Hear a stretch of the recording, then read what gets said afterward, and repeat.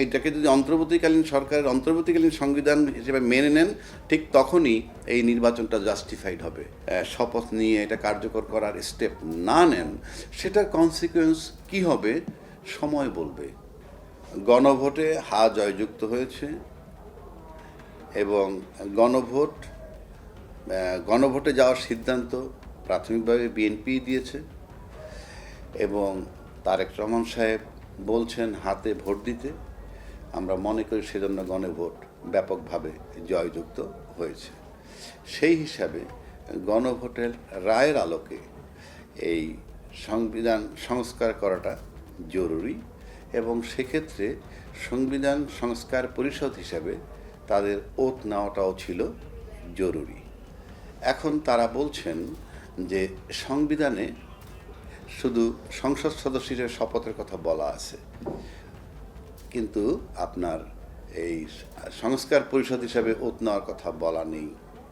যেই সংবিধানের কথা তারা বলছেন সেই সংবিধান বলা আছে সংসদ ভেঙে গেলে পরবর্তী 90 দিনের মধ্যে নির্বাচন, তাতে 7ই নভেম্বর 2024 মধ্যে হওয়ার কথা, 25-এ না 7ই নভেম্বর 2024 হওয়ার কথা। ইয়েস, সংবিধান মোতাবেক প্রথম 90 দিন, ভেঙে যাওয়ার পর 90 দিনের মধ্যে। তারপরে আসেন যদি কোনো কারণে 90 দিনে না হয় তাহলে আরও 90 দিন, সেক্ষেত্রে ফেব্রুয়ারি 7, 2024 এর মধ্যে নির্বাচন হয়ে যাওয়ার কথা। সেটা তো হয় নাই। তারপরে কি সংবিধান পারমিট করে যে আপনাদের যখন মন চায় তখন নির্বাচন করবেন? Of course not. তাহলে 2026-এর ফেব্রুয়ারিতে যে নির্বাচনটা হয়েছে সেটা ওই সংবিধান মোতাবেক হয় নাই বলে আমি নিশ্চিত করে বলতে পারি। তো যেহেতু সংবিধান মোতাবেক আপনার নির্বাচন হয়নি, সুতরাং সংবিধান মোতাবেক কি শপথের কথাটা কেন আসছে? সিদ্ধান্ত দিয়েছে অন্তর্বর্তীকালীন সরকার এবং অন্তর্বর্তীকালীন সরকার যে ডেট অ্যান্ড টাইম দিয়েছে সেই মোতাবেক নির্বাচন হয়েছে। অর্থাৎ আপনি বলতে পারেন অন্তর্বর্তীকালীন সরকারের অন্তর্বর্তীকালীন সংবিধান মোতাবেক নির্বাচন, এবং এইটাকে যদি অন্তর্বর্তীকালীন সরকারের অন্তর্বর্তীকালীন সংবিধান হিসেবে মেনে নেন, ঠিক তখনই এই নির্বাচনটা জাস্টিফাইড হবে। আদারওয়াইজ ওই সংবিধানের কথা বললে এই নির্বাচনটার বৈধতা নিয়ে প্রশ্ন আসবে। তাহলে কি আপনি মনে করছেন যে আগামীতে এই নির্বাচনের বৈধতা নিয়ে প্রশ্ন আসতে পারে আমি মনে করি, কারণ এটা তো আমি এখন বলছি না, আমি আরও আগে বলছি। 2 নম্বর, যেই গণভোট পক্ষে আপনারা মত দিলেন, গণভোটের উদ্যোক্তাও বিএনপি, যে বিতর্ক হয়েছিল শুধু এইটুক যে নির্বাচনের আগে গণভোট নাকি একই দিনে। সেখানে বিএনপির দাবি ছিল সংসদ এবং গণভোটের নির্বাচন একই দিনে, এবং ফাইনালি সেটাই এক্সিকিউট হয়েছে। এখন যেহেতু হায়ের পক্ষে আপনারা মত দিয়েছেন এবং এটা জনরায়কে মেনে নিতে হয়।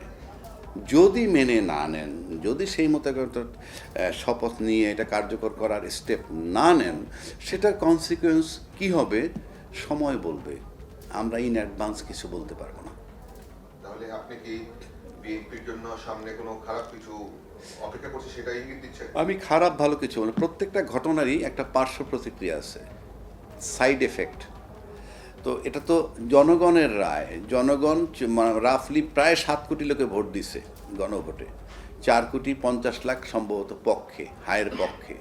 তো এটা জনরায়, এবং জনরায় জামাত অলরেডি শপথ নিয়ে নিছে। কালকে তো পার্লামেন্টে নিয়ে বিতর্ক শুরু হবে যে জনরায়ের পক্ষে আমরা শপথ নিয়েছি, আপনারা নিচ্ছেন না কেন, এটা কি জনগণের সাথে বিট্রে করা হচ্ছে কি না, এইসব বিতর্ক পার্লামেন্টে শুরু হবে। তো পার্লামেন্টটা যদি এই আলোচনা শুরু হয়, জমজমাট হয়, বিতর্ক প্রতিযোগিতা চলে, তাহলে আমরা একটা জায়গায় পৌঁছাইতে পারি। কেননা জনগণের রায়ের পক্ষে সবাই থাকবে, জনরায়ের পক্ষে। সুতরাং এটা আমি মনে করি যে যদি আমরা সুস্থ রাজনীতি চাই, তাহলে এই জনরায় গণভোটের পক্ষে যাহা সেটাকে মেনে নিয়ে আমার মনে হয় সংস্কারে হাত দেওয়া উচিত। তা না হইলে যারা নির্বাচিত হয়ে গেছেন সেটা নিয়েই প্রশ্ন উঠতে পারে যে কোনো সময়। তাহলে বিএনপিকে আপনি বলছেন জনগণের যে এই জিনিসটা দিয়েছে তার সাথে তারা কিছুটা, যদি বলি বেইমানি বা তাদের সাথে সহজ বাংলা কি বলা যায়, একটু ভদ্র বাংলা কি এটাকে আপনি ওইভাবে না বলে এটা বলতে পারেন এই যে প্রতিশ্রুতি ভঙ্গ করা টু সাম এক্সটেন্ট, কারণ এটা একটা প্রতিশ্রুতি। এবং আপনারাও বলছিলেন যে হায়ের পক্ষে ভোট দিতে, তা হায়ের পক্ষে ভোট দিলে কি হবে? সংবিধান সংস্কার হবে গণভোটের আলোকে। এই যে প্রতিশ্রুতি দিচ্ছেন জনগণের কাছে, তাহলে জনগণের সাথে আপনাদের এখন ওত নিয়ে, শপথ নিয়ে, সংবিধান সংস্কার পরিষদের শপথ নিয়ে এই সংস্কার কাজে হাত না দেন, তাহলে প্রাথমিকভাবে ধরে নেওয়া হবে যে জনগণের সাথে কি আপনারা প্রতিশ্রুতি ভঙ্গ করছেন কিনা সেই প্রশ্নটা চলে আসবে। Thank you very much. কিন্তু তারা তো জুলাই সনদ বাস্তবায়ন করবে, যেগুলিতে সবাই একমত হয়েছে, যেগুলি তারা নোট অফ ডিসের কাছে, সেগুলি তো গণভোট হওয়ার পর গণভোটে কিন্তু 4টা দফায় 84টা সংস্কারের কথাই বলা আছে। আপনি যখন হ্যাঁ আর নাতে চলে যাবেন, তখন আপনি আর ওভাবে আলাদা করতে পারবেন না। তা আমার নোট অফ ডিসেন্টের কি হবে?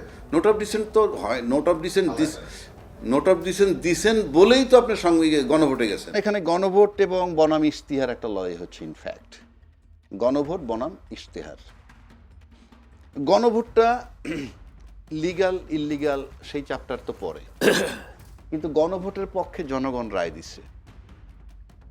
আর ইশতেহারটা হলো দলীয় রায় বা দলীয় সিদ্ধান্ত। এখন উনি পান্না ভাই বললেন যে তারেক রহমান সাহেব এটার পক্ষে একবার হা বলেছেন। উনি হা বলেছেন, এতে কোনো সন্দেহ নাই, হা বলেছেন।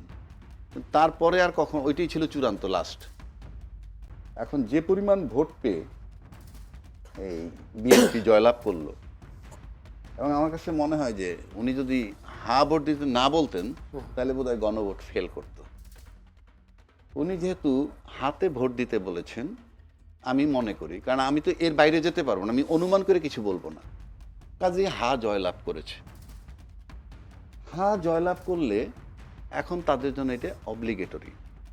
কারণ আপনি তো প্রধানমন্ত্রী হয়ে যাওয়ার পর, উনি এখনও ওত নেন না, এবার প্রধানমন্ত্রী, তো আপনার মাধ্যমে আবারও তাকে একবার শুভেচ্ছা জানাচ্ছি। কারণ আমাদের তো ফোরাম নাই জানানোর, এবং জনাব তারেক রহমান সাহেবের আমি আবার একটু অভিবাদন জানাই যে আজকে ওনার জন্য এই গণভোটটা আমি মনে করি পাশ করেছে। এখন সেই হিসাবে গণভোট যে এক্সিকিউশন, ওইটার আলোকে সংবিধানকে সংস্কার করাটা আমি মনে করি তাদের জন্য, মানে যদি আদর্শগতভাবে চিন্তা করেন, নৈতিকভাবে চিন্তা করেন, তাইলে তাদের জন্য এটা টু সাম এক্সটেন্ট তাদের দায়িত্বের ভিতরে পড়ে। এখন আসেন 2/3 মেজরিটি ওনার পার্লামেন্টে গেছেন, মানলাম না গণভোট, এটা অন্য কথা। মানলাম না ইশতেহার যেটা ওনারা দিয়েছেন, কথার কথা, কারো কিছু করার নাই। বাট আমরা যে বিগিনিংটা চাইছিলাম যে একটা শক্ত বিরোধী দল গেছে, কারণ আমি ভোটের রেশিওতে যদি বলি, সিটের রেশিওতে 213টা তারা বিএনপি, জামাত পাইছে 66টা, ওরা পাইছে 6টা। সিটের রেশিওতে কিন্তু তাও স্ট্রং, কিন্তু ভোটের রেশিওতে কিন্তু অনেক ভোট পেয়েছে। সেই হিসাবে কিন্তু জনমত একটা বিশাল ব্যাপার, তার মানে বিরোধীদের পক্ষে একটা জনমত আছে। সেইটাকে মাথায় রেখে দুটো ব্যাপার এখানে আপনি আনছেন। গণভোট আর দলীয় ইশতেহার বাদ দিলে উচ্চকক্ষে দুই পক্ষের দ্বিমত নাই, কিন্তু উচ্চ কক্ষটা গঠন হবে কিভাবে সেটা নিয়ে একটু দ্বিমত আছে। উচ্চ কক্ষটা কি গণভোটের আলোকে হবে, গণভোটের যে সিদ্ধান্ত তার আলোকে, নাকি দলীয় ইশতেহার মোতাবেক? দলীয় ইশতেহার মোতাবেক হলে সহজ বাংলা, নিম্নকক্ষে তারা পাইছে 2/3 মেজরিটি, উপরেও তারা পেয়ে যাবে 2/3 মেজরিটি। আর যদি গণভোটের আলোকে আসেন, তাহলে তাদের সিট হবে পাশাপাশি, ধরেন অলমোস্ট 50-50, অলমোস্ট। তো সুতরাং সেটা তাদের দ্বিমত থাকতে পারে, কিন্তু প্রশ্ন হচ্ছে যে এই গণভোট, পান্না ভাই বললেন যে এটা বেআইনি হয়েছে, আমি তর্কের খাতিরে ধরলাম। প্লাস মান্না ভাই আরও একটা হয়তো একটু রাগ হয়ে বলছেন যে আমি গণভোট বুঝি না। আমি এটা বিশ্বাস করতে চাই না যে উনি বোঝেন না। না, আমি ওটা বলি না, আমি হ্যাঁ না উত্তর আমি একবারে দেব, হ্যাঁ, বা যে প্রশ্নগুলো রয়েছে সেই সেটাই। প্রশ্নগুলো আমি বুঝি না, রাইট। আমি কিন্তু তারপর আমি বিশ্বাস করতে চাই না যে উনি বোঝেন না, ওনার মতো লোক বোঝে না, এইটা আমি বিশ্বাস করতে চাই না। এটা হয়তো উনি বলছেন ওনার লজিক্যালি যে উনি এটা চান না আর কি, সোজা বাংলা।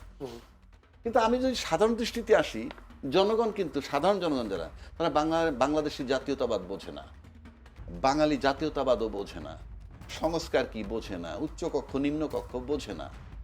তাদের ভোট নিয়েই তো আমরা সংসদে যাচ্ছি। 18 বছর বয়সে একটা ছেলে মেয়ে ভোট দেয়, ঠিক জানেই তো না কিছু।